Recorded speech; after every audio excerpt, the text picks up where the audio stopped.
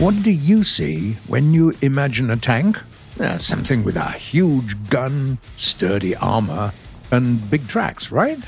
And it is usually tracks. After all, thanks to them, tanks can easily traverse difficult terrain and climb obstacles. But in the second half of the 20th century, an interesting alternative emerged, namely wheeled armored vehicles. Compared to their tracked brethren, wheeled tanks are considerably faster and cheaper. Vehicles of this class were developed in South Africa, Germany, China, and many other countries. But the most well-known and arguably the most successful design of this type is the Italian Centauro, made by Iveco Fiat and Otto Melara. In the early 1980s, the world was pretty much on the verge of war between the NATO alliance and the countries of the Socialist Bloc.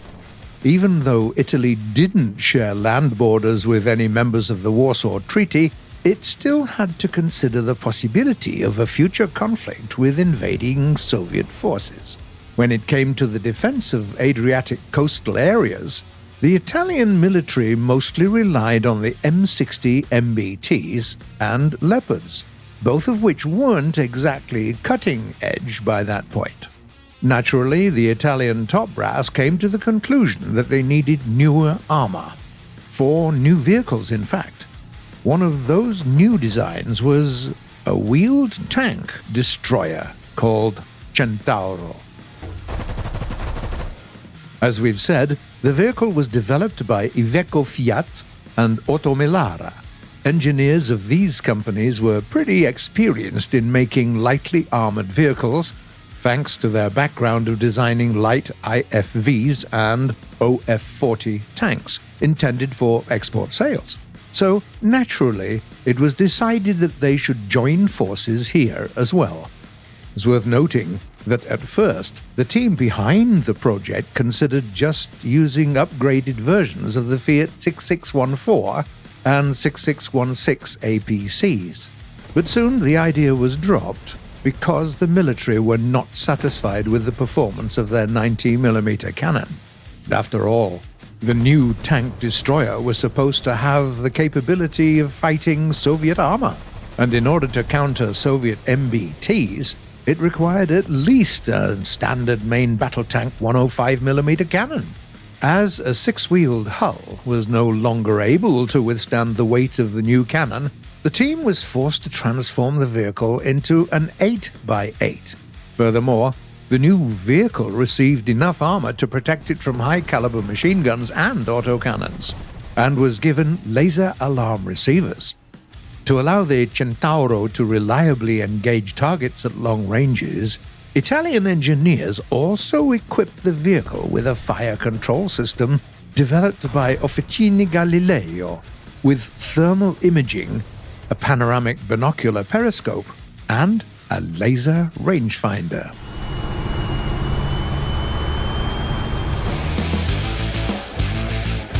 The tank destroyer was accepted into service in 1991 as B-1 Centauro, but the Cold War had already ended. The vehicle wasn't destined to fight Soviet tanks. Instead, it was used in peacekeeping operations.